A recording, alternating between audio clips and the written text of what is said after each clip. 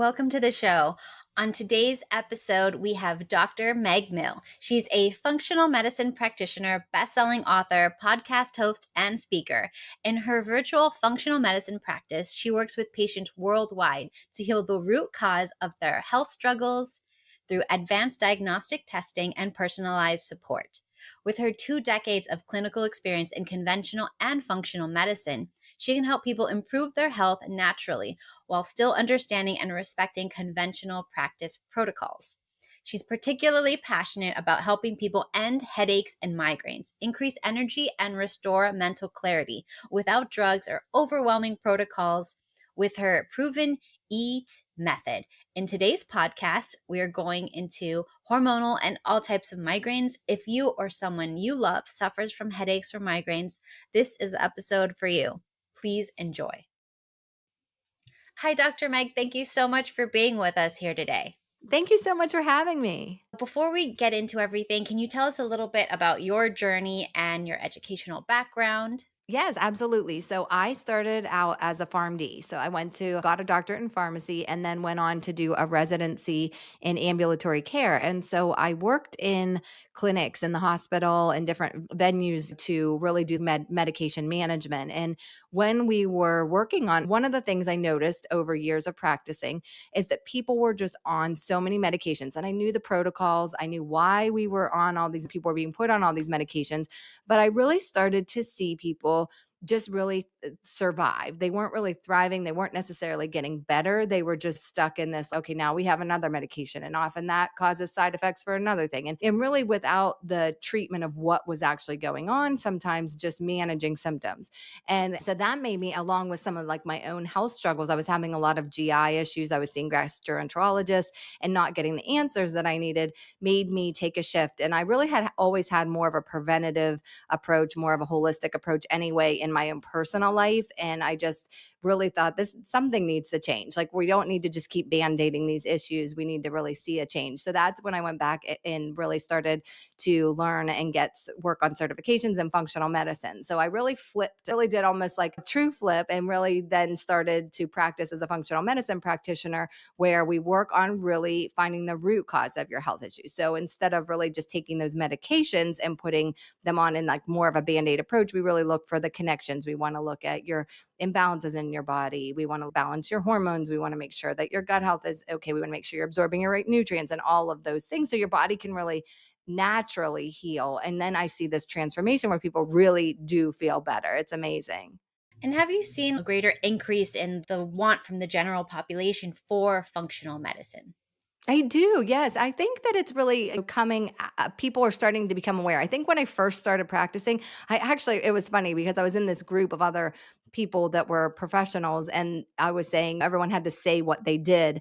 And I came in and I said, I'm a functional medicine practitioner. And everyone, what is functional medicine? And I was like, uh-oh, I have a problem. No one even knows what I'm doing. But I think as I'm like, I really have to get out there and explain what it is. But in that meantime, I do think now I'm surrounded by it. I follow other people that are practicing also. I'm in a community, but I do find that more and more people really want answers. We don't want to just accept the status quo. We don't want to just say, okay, we're just going to do this. We're just going to take the medication and ignore what's really going on under. I think that people are wanting to be more empowered. I think that's another piece that I work with people is empowering them to have the understanding to really feel their best and take control of their own health. And I've had many functional medicine practitioners on my podcast. And I just think the way that you approach things functionally is so much better than just a pill for every ill and just like 15 pills. This one deals with this side effect from that one and so forth. It's just a much better way. And people actually seem to get better quicker. Yes. No, and that's why I always say when I'm working with people, I said we're both want the transformation. We really want to see see you really actually feel and transform your health. So, why are you so particularly passionate about working with people who suffer from headaches and migraines? Is that something that you suffered with? So actually, surprisingly, I have had migraines, but not in the chronic way with as a lot of the people I work with. So like I said, came into functional medicine for my gut health personally. But what I started noticing in particularly, and I work with a lot of women, and when we work together, I have them fill out this detailed intake questionnaire and symptom questionnaire before we even meet the first time.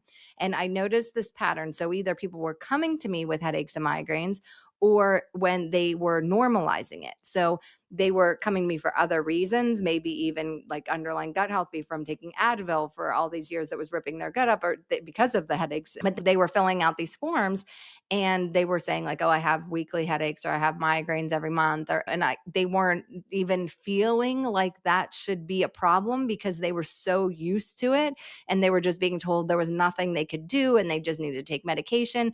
And so I started thinking, and then we would actually work together and they would say, "I can't even believe this is life changing. My headaches are gone. I've been suffering for so many years. I never thought it was possible."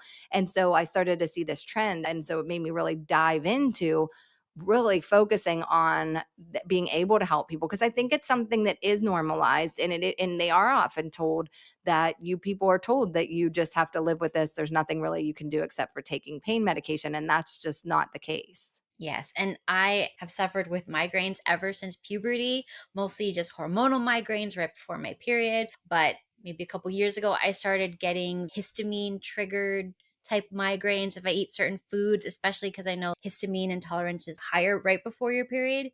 That's what I heard. And yeah, so it's just so confusing because you're told that's not going to affect your migraines, that it's just like a hormone, it's just a normal thing. All women have it, just take your pill and forget about it, or go get some prescription migraine medicine. And then you look at the side effects and you're like, this is worse than the migraine. I don't think I want that.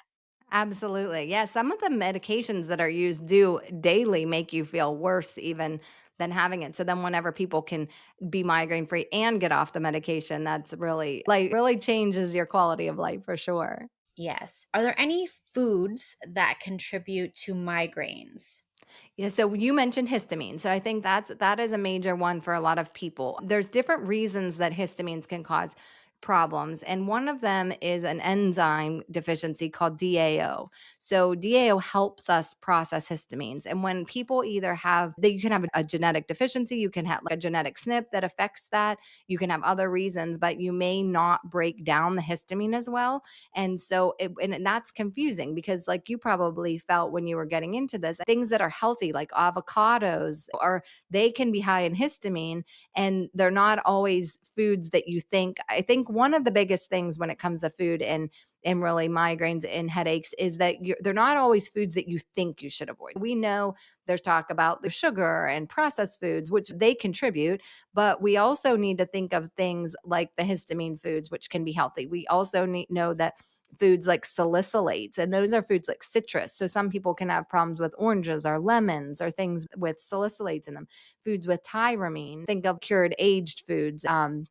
Nitrates, which would be more like your hot dogs, things like that. We know aspartame is another thing from diet sodas, things in that. And then MSG is in a lot of prepared foods. So some of them are more, you would think, okay, maybe I should be avoiding those, but then other ones are healthy. The other thing that kind of comes into play is threshold. Also, when it comes to these foods, it can be combination of foods or it can be threshold. So, like you could eat, I say I'm going to use wine because I feel like this is one that comes up a lot because wine has tyramine in it. And you can have a glass. So, some people say, I can have a glass of wine sometimes and not get a migraine, but then other times I have a glass of wine and I know one's going to come on.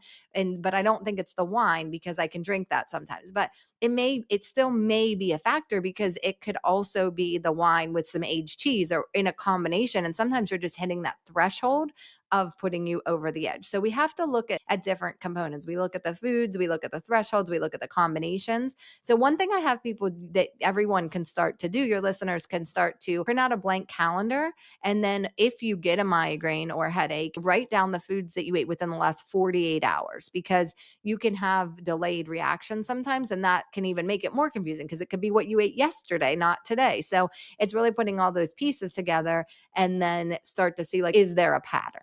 Yes. And I did notice for me personally that before my period, I cannot eat anything with histamines. but right after my period, I'm good for 2 weeks. I can have Mhm. as much as I want. It's so weird. So then it's really hard to know, was it this food? Because how come I can eat tons of it this week and none of it the next?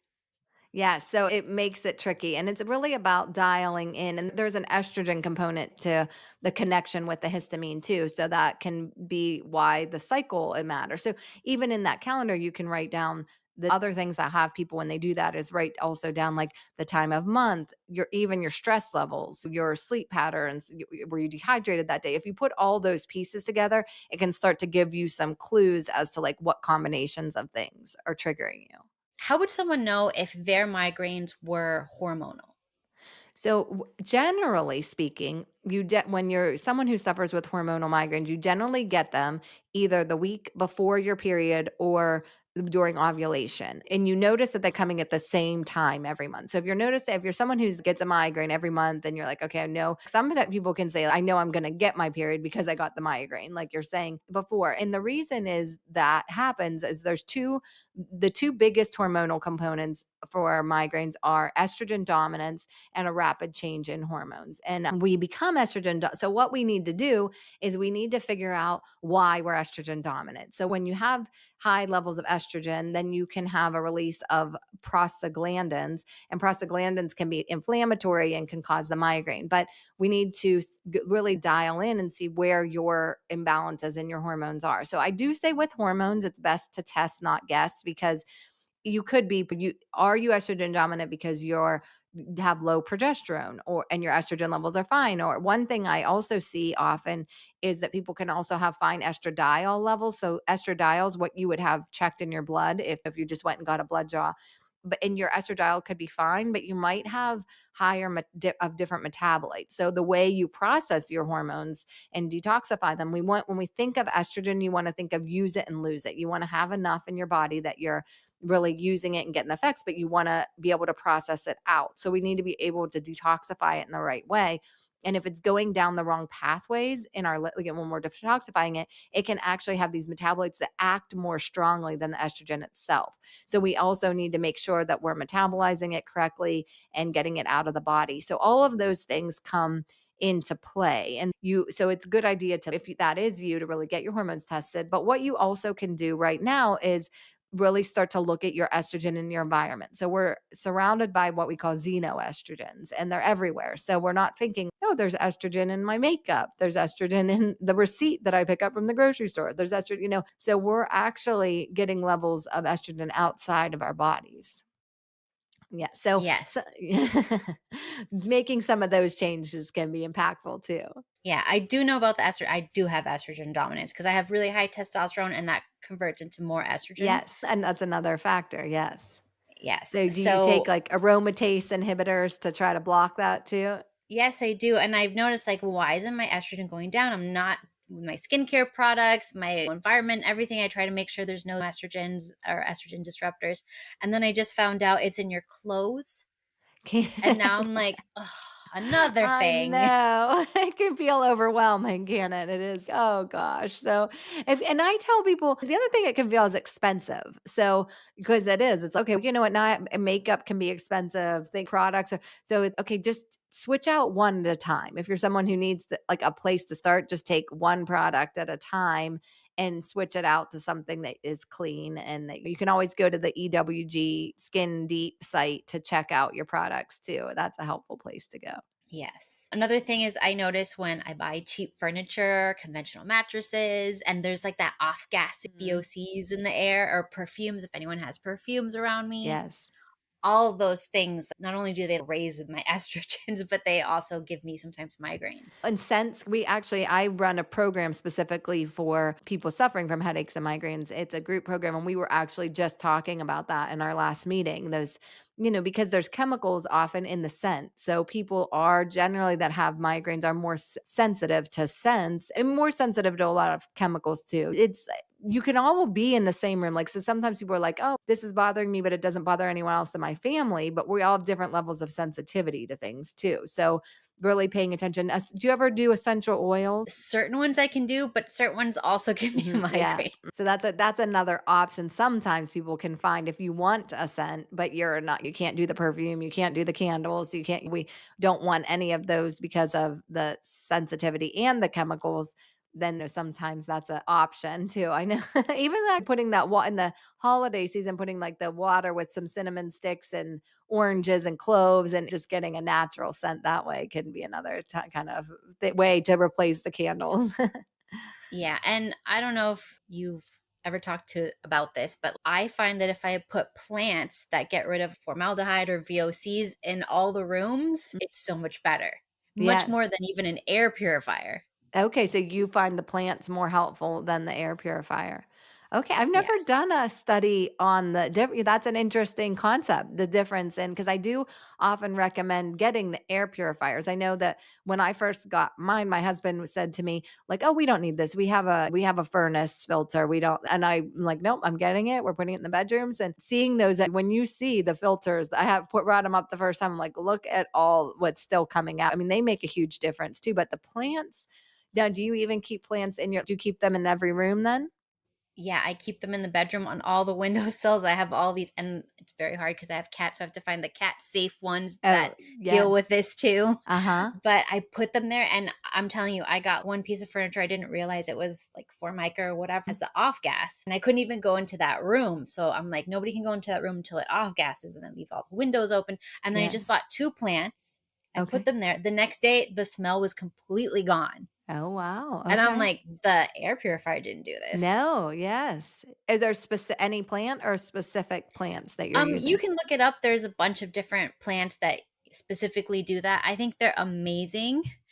I have now become a plant person because of them because they help so much. They're in like all the rooms. Yes, that's great. That is something I know the benefits of the plants and the oxygenation, but I haven't actually used them specifically for this modality. So yes, I'm going out after this. I'm gonna go buy I'm gonna go buy some of those plants too myself. Yes. And I also like to put it in the kitchen for any off gassing from. Yes. Yeah, it's funny. This is a little funny side that whenever something, if you overcook or something comes off, I can hear my air filters are like they're programmed to just change as needed, and you just start to hear the air filters go off, and you're like, oh gosh, it shows you what's in the air, even if you can't smell it or feel it yourself. Oh, this is a funny thing, but mine go off if somebody passes gas by them. Oh no. So it tells on them. Got to be careful, right? Yeah. But that That's means fun. it's working. Yes, exactly. Modern day sensors. Yes, nice. What are some other things we can do to maybe ease the burden to chemical sensitivities and things like that? Yeah, so we talked about air filters, we talked about the plans. We also you want to just look at cleaning up your environment. So we also know some heavy metals can trigger migraines and headaches, so you want to look at making sure that is really evaluate. I think we're all aware of lead-based paint. Cadmium can cause migraines. So what you also want to do is really evaluate. One of the things that can happen with heavy metals is that they can actually show up later. So like something with lead in it, but you could have been exposed to lead at a younger age. And then sometimes if you're a woman, it's often stored in the bones. So when you get older and your bone density changes, you could be having symptoms later in life that you're not even exposed to now. So really aware of some of the exposure, maybe do some heavy metal testing, some detoxification. So those are all good things that help too. And then we also want to look at just allergens in the environment, things we talked about xenoestrogen. So switching over, like I think one of the biggest things that you can actually do too when it comes to the endocrine disruptors is just taking the simple switch of your plastic containers to glass. because the BPA is in all the plastic containers, and then a lot of people put them in the dishwasher. You're heating them in the microwave.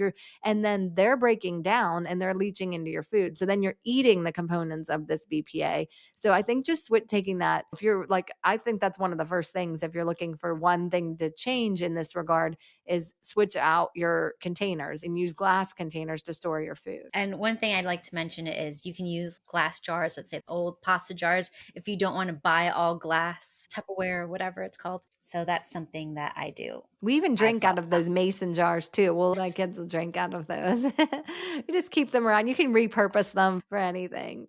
Yeah, it doesn't have to be, you don't like, I do think sometimes it can feel overwhelming. And that, I guess that is a good point. Like there's so many ways we can just do little things that decrease our toxic burden, that really bring the exposome down. And we don't have to go crazy. You can do one thing at a time. Over time, each step is going to help you. And how does stress play a role in migraines? One thing I'm thinking of, does it also raise histamines? Is that a thing? Yeah, stress is, your adrenal. So when we're looking at indirectly, so when we're looking at our hormonal axis, it's called an HPATG axis. So you have your hypothalamus, your pituitary, your adrenals, your thyroid, and then your gonads, which are your estrogen, progesterone, things like that. And so there's a couple since the cortisol is higher on that axis than your estrogen and your progesterone, when you have a lot of stress, you actually can really create some of that estrogen. There's a couple different ways. So one of the things that can happen is we get what's called a progesterone steal, because cortisol and progesterone share a similar hormonal pathway. Cortisol is a more prominent hormone, so it's going to use that pathway, and it's almost like indirectly lowers your progesterone, causing you to be estrogen dominant. So that's a component there when we're talking about the estrogens and the histamine. Another thing that can happen is when we get this. So we have two different nervous systems. You have your parasympathetic nervous system and your sympathetic nervous system. So your parasympathetic is your rest and digest. That's where you want to stay, hang out most of the time. And your sympathetic is your fight or flight. And that's we're supposed to, in our like physiological history, supposed to run. I see a lion, I jump in, I to sympathetic, I run, my blood goes to my limbs, I call, it's gone, I'm safe, I come back, I live in the parasympathetic. But many of us are living in that sympathetic all the time. We have so much going on, we have a ton to do, and we're living there, and then our cortisol, it's really affecting our adrenals, our cortisol is going up. Another component is that stress isn't just emotional. So physiological stress can also be a factor. So when you have a migraine, pain is an independent stressor. So we have stress on our body, which can increase our cortisol levels, which can indirectly increase our prolactin levels, and that increases pain sensitivity. So sometimes you get stuck in this chain of pain where your pain's increasing, your stress is increasing your pain, and we need to get out of the cycle. So we need to work on things to bring our emotional stress down and our physiological stress down. And I think it's individual. Some of the things to bring your physiological stress down, you need to work on biologically, like maybe your underlying gut infections or different things that are causing inflammation. But as far as our emotional stress, you find modalities that work for you. Take that time. It's hard. We're busy. Take that time out of your day to do some deep breathing. Our breath can actually bring us back into the parasympathetic nervous system. So it's like a great tool we have all the time. It's just that sometimes, unless you're practiced at it, you can't use it when you're anxious. It's because you're already in that state. So when we're already hyped up, we're already in the sympathetic nervous system, unless you take those times out to practice, it's not as accessible to really make the difference. Yeah, I think that's what I do wrong. I only remember those things when it's happening. Yes.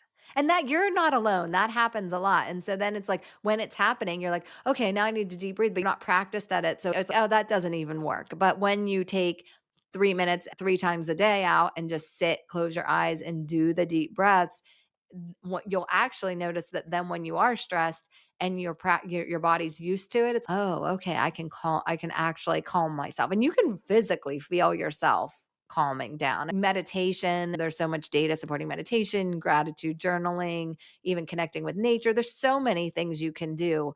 It's just really finding the right ones that resonate with you.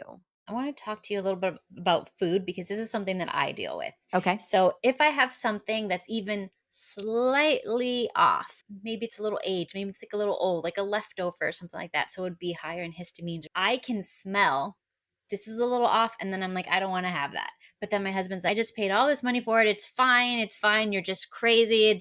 There's you can't smell if something this is brand new from how do you know this? And sure enough, I will then get a migraine.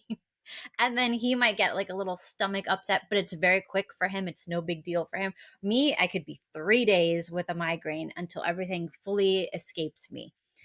And I'm just wondering, when you have these migraines, are you more sensitive to smells that it could be just slightly off? I think sometimes your body's intuitive. Actually, I just was on with a patient this morning we were talking literally about this exact thing because you have aversions to things sometimes for a reason. So sometimes even people before they know, like when they have a food allergy, before they know that they're really getting these strong symptoms, I'm like, oh, I just don't like it. I just don't even, you don't even want it because your body is naturally telling you that you don't want it. And so you would know probably from watching your histamines that histamine grows in food. So even if it's not a food that's a high histamine food, leftovers have histamines.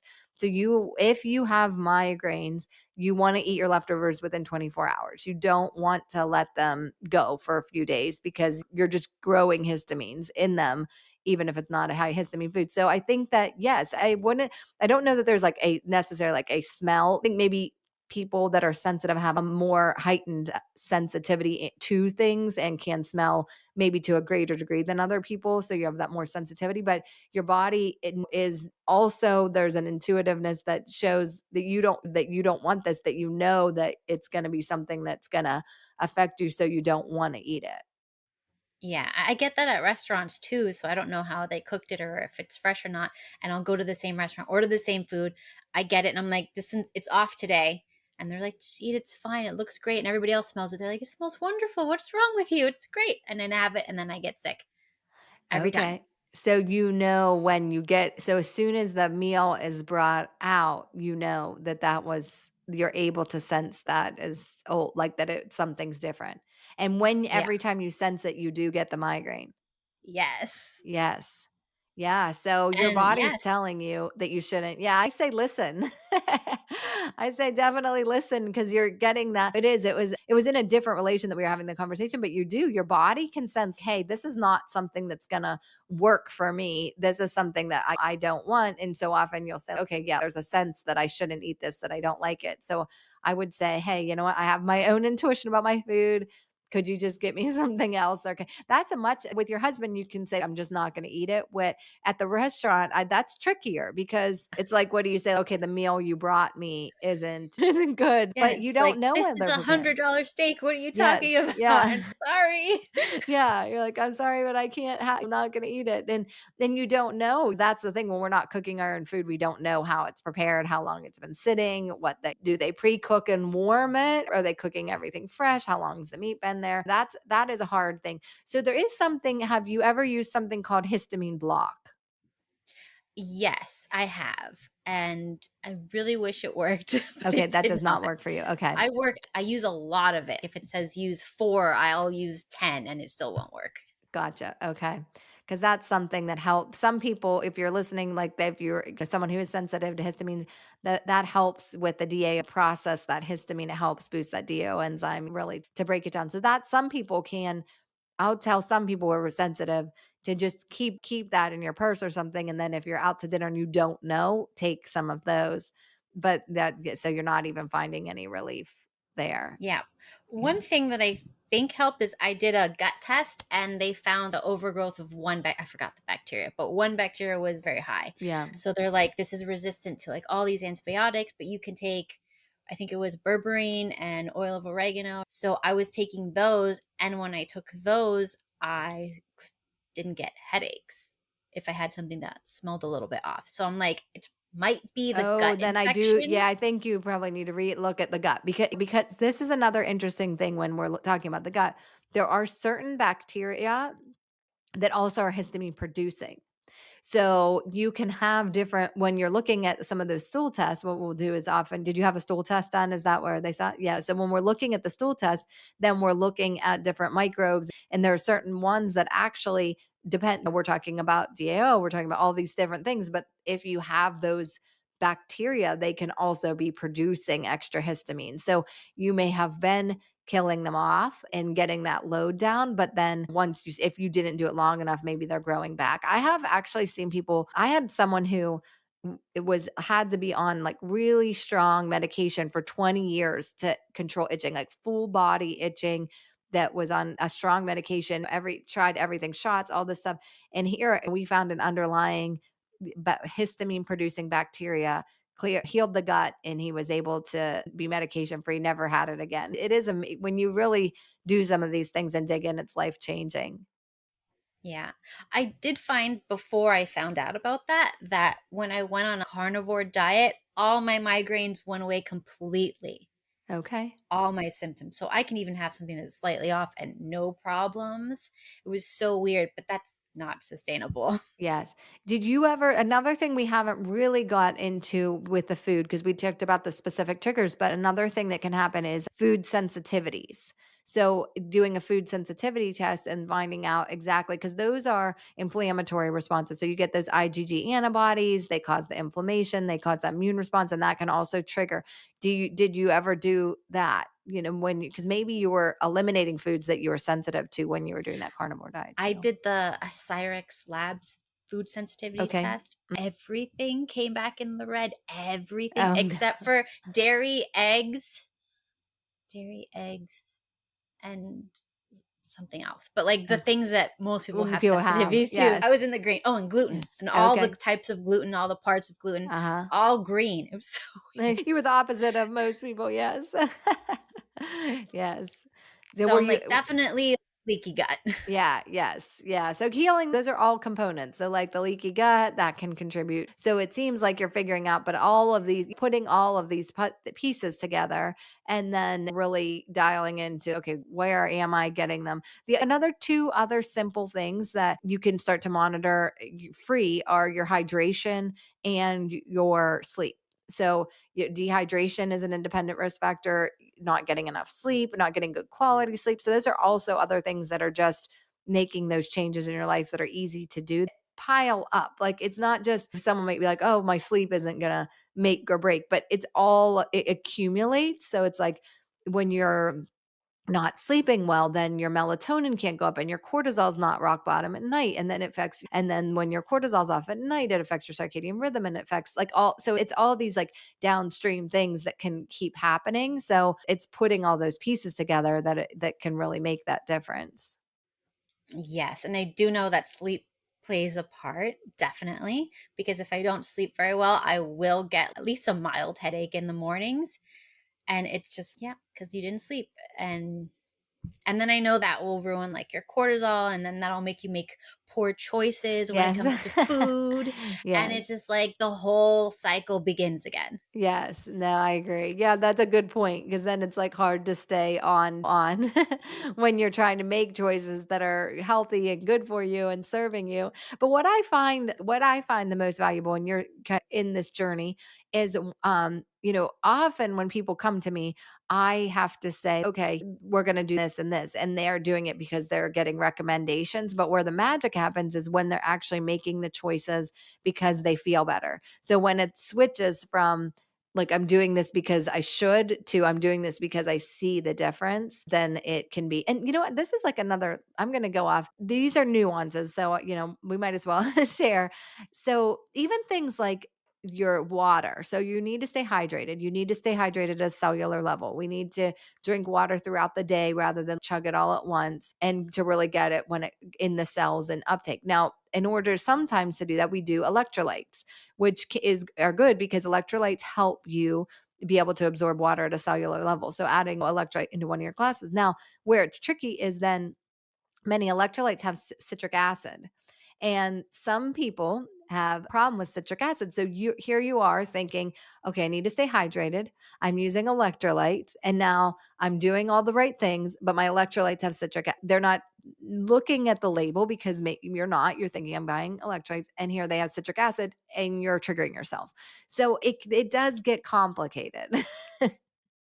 Oh my gosh. I just read an article about citric acid and migraines like a week ago. And then I'm looking at all my stuff. I'm like, damn it, it's in the spices. It's in this. It's in, oh, Yes. another thing. Yes, that's where like once but what I think with anything that you're doing, you can once you get into your safe zones, your patterns, your then it's like, oh, okay, I know what I can do and what I can't do. And it feels like overwhelming to figure out. But once you figure it out, then you like know what to do. And that's why like, I do have like I was mentioning a group program that's a small group for this. And what it does is give you a clear roadmap. So I think when you're feeling like, okay, this is overwhelming. There's all these things. It's okay. Here's exactly what you need to do. Here's the recipes that you can use. Here's safe. And some of that takes that overwhelm out because it does feel, we're also bombarded with a lot of information. So you can be on Instagram and get this from Dr. Google and get this. And then it's like, what do I even do here? Yes. And I find almost all my female friends, they have chronic migraines and they just pop pills, over the counter pills, Mhm. and they don't even think twice about it. They're just like, everybody has them. This is just what you do.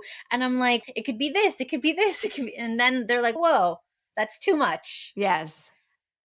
They wanna just pop the pill, and that the problem with that is that and that's what we're being told to do, and then when you're doing that, like we talked about at the beginning, you're not considering all of the other long-term eff 1, you're not solving your problem, so you're still having the inflammation and getting the migraines, and 2, then you also do have to always consider side effects, and they're really medications aren't without side effects. I think we all laugh it off when we see a commercial that it's, "This is the best drug ever," and then the 3 minutes up, but it can do like you're just like, "Oh, okay," that it can kill you, but it's a great medicine. So that's extreme, but but they aren't without side effects. So doing that long term causes other problems that can actually make your situation worse, and then you're just more and more dependent. So, what can people who are suffering from chronic headaches or migraines do while they're figuring out all the functional problems that could be going on just to deal with the pain now that's not going to set them back too much? Yeah, so I think really sometimes some people now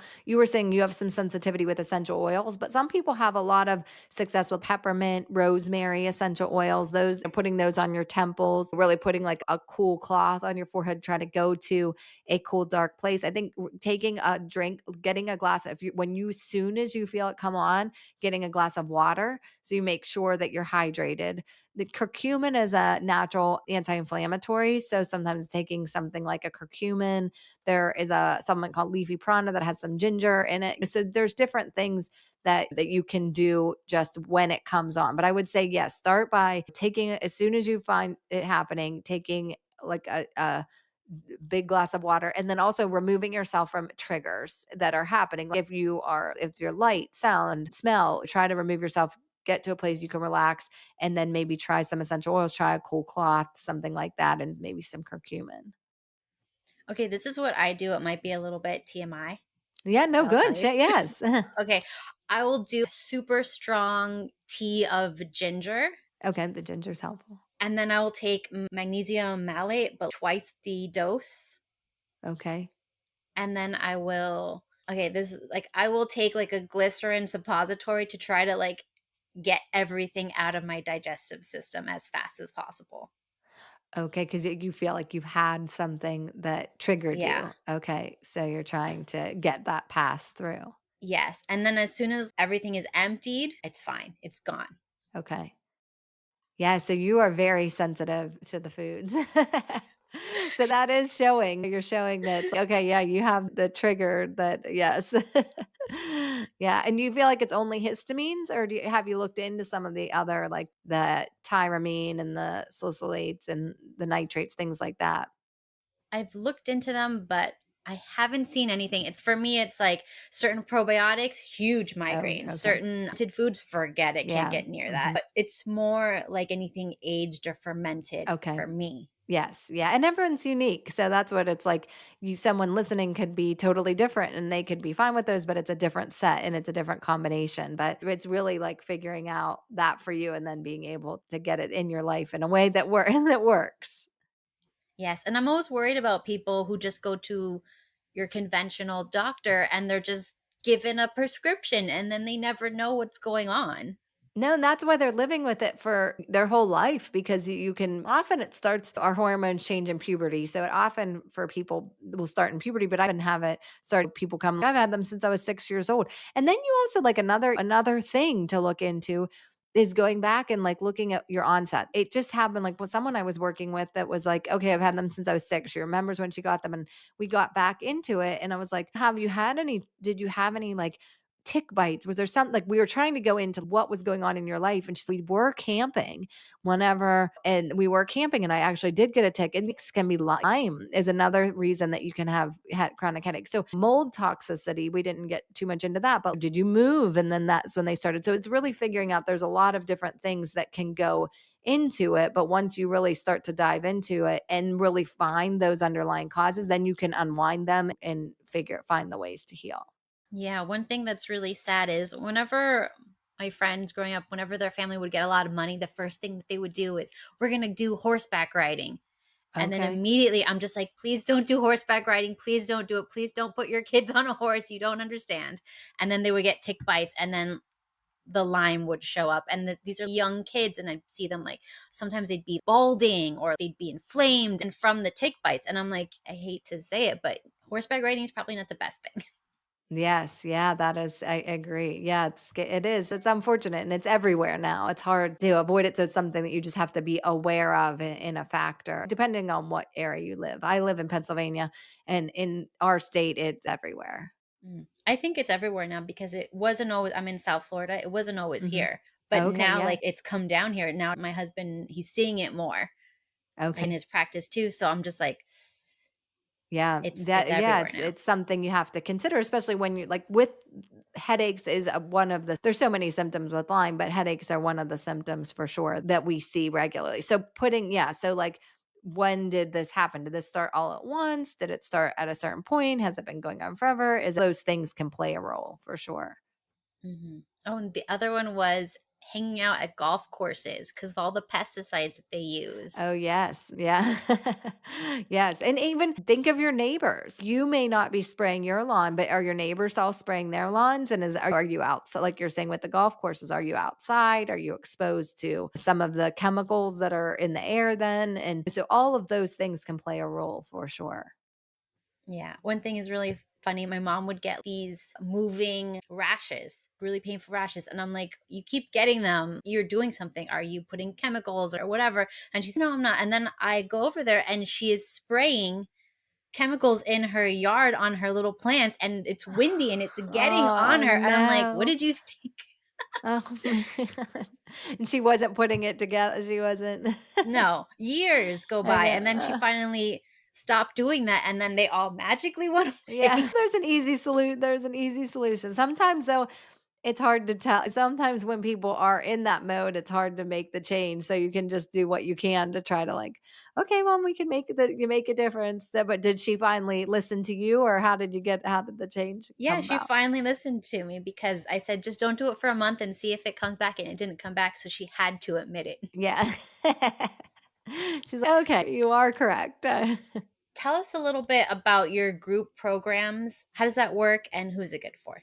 Yeah. So I have a program called Headstrong. It's Headstrong Happiness Beyond Headaches. And what I do is I do it live with it's a small group right now. And we meet for 8 weeks and then we go through, there's different modules. So I developed a method called my EAT method. It's EAT. And we work in that method of enlighten, align, and thrive are the concepts behind that. So the first thing we do is we work on enlightening you of a lot of these things, but really diving deep into a lot of the triggers. So enlightening you in the triggers and where they could be coming from and for you individually, how they're, and then we work on aligning your body and we align your hormones. We balance your hormones. We really work on the cortisol and the adrenals and the circadian rhythm and all of that so that your body's back in balance. And then the last section is thrive. And that way we're really like digging deep and setting you up into be able to thrive moving forward. Because my goal is for you to see this decrease in incidence and severity of the migraine. So we need to set, and there's an educational component to it too, like where you can move on and refer back to if you need it, because life changes. We all have like things like bumps in the road that are like, okay, we're off track. We just need to get back there. So with that, I actually have a food sensitivity test and a hormone test, because those are generally, especially for women, big components of why. So we work through testing. So we use like education meetings, like group meetings, and then also the testing to really individualize it for people. So I have a group. Have the bandwidth to do it. I have a one-on-one practice too. So I just do it probably usually twice a year. So I have a group going right now, but we'll run it in February of 2023 will be another group that starts. So you do one-on-one as well. I do what yes. Yep. So I have a virtual functional medicine practice where I see people all over the world. It's really, I think COVID changed a lot of things, like in that there's a lot of unfortunate, but that was an aspect of people realized like, oh, okay, we all needed to be online. And so I moved my practice online, and I actually see people all over the world in my functional medicine practice one-on-one too. Yes. Yeah, I think that's so great because a lot of times people don't have anyone who does functional medicine around them and they're just kind of stuck with who's ever in the area. So this is great that you're offering that. So that's awesome. Yes, yeah, and you really meet so many. I love it because I get to meet so many different people from all over the place, and we all want the same things. We all just wanna feel great. Let's say somebody wanted to do the conventional type of treatments or maybe a supplement or a prescription just to deal with their migraines until they go through one of your programs or some other functional testing and programs. Are there any medications or prescriptions that are not with horrible side effects or maybe lesser side effects? Or are there any supplements that you can take that some people feel are beneficial to preventing or lessening the amount of migraines? Yeah, so I think so it's hard to say with medication because everyone kind of responds differently to medications, but I think you mentioned one of the supplements that is very helpful for people that have headaches and migraines, and is magnesium. So magnesium is often low. That is something that we see correlation where people are often low in magnesium. That not everyone, but we have a lot of topsoil erosion that is making magnesium more difficult to get in food. So generally there are a lot of people who are low in magnesium anyway, but there's also that correlation with the and headaches. So I think that's one thing I would say, like if you're going to start one supplement to try to, or really just try to get more in your diet, things like pumpkin seeds actually have a lot of magnesium, to try to really boost that in your diet to see if that makes a difference. Cause that's something that can be helpful for a lot of people. And what are your thoughts on parasites causing migraines? Does that happen? It does. Yeah, I do clear parasites that I have seen people. I want to say a statement here that you don't want to just go out and do a parasite cleanse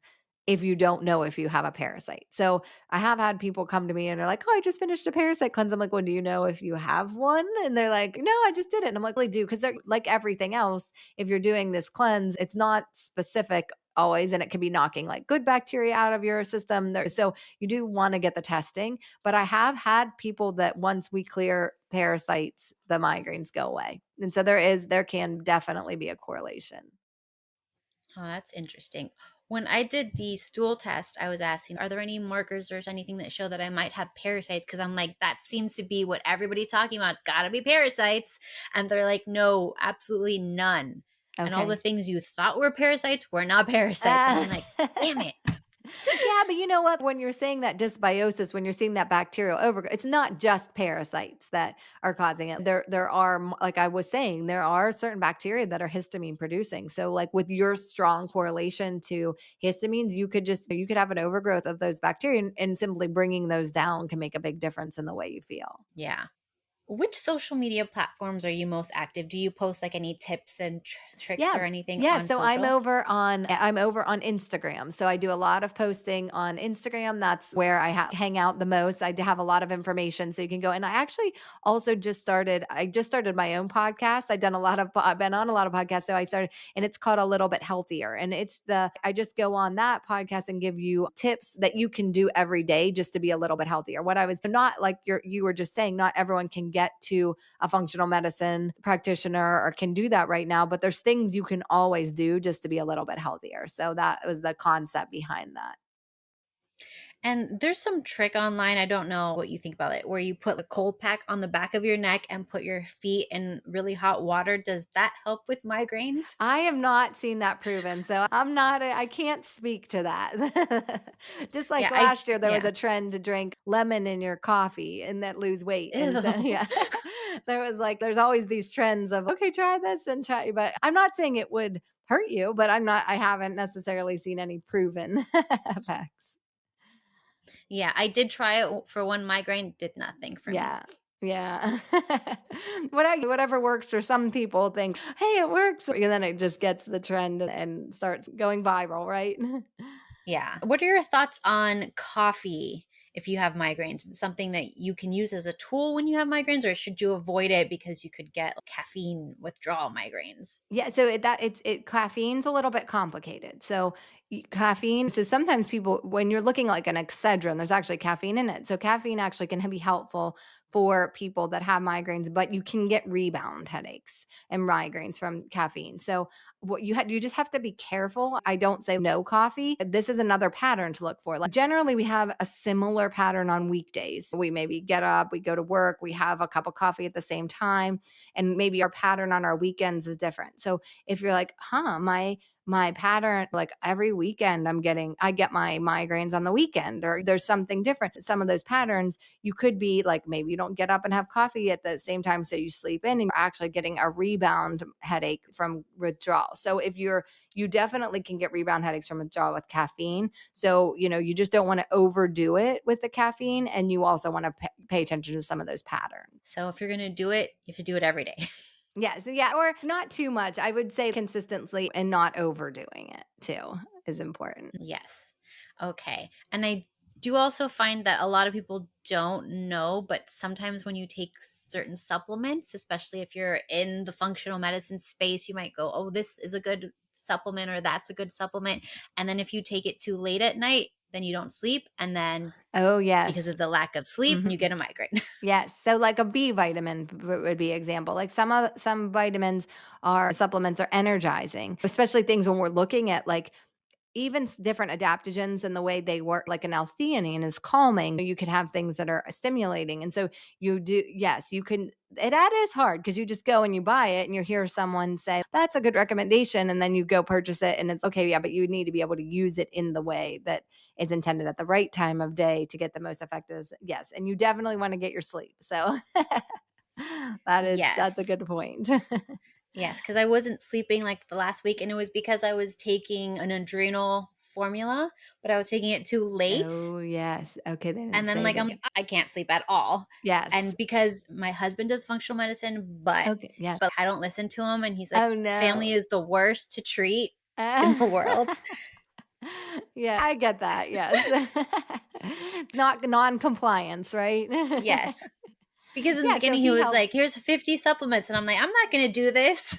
Uh, Because for a patient, he would go and sit down. This is yes. why. But for me, he's just take it. Just trust me. I wanna know, yeah, you wanna know why you're taking it, what you're taking it for, yeah, set you up with the right, but yes, you definitely need to watch, especially with that's what I was saying with those adrenals, because there's some that are calming and meant for the evening, and then you don't wanna be taking right in the morning, and then there's some that are actually stimulating, which is what you were probably taking something with a licorice or something in there that is stimulating, and then you're not sleeping at night. So it's yes, get someone to help you basically.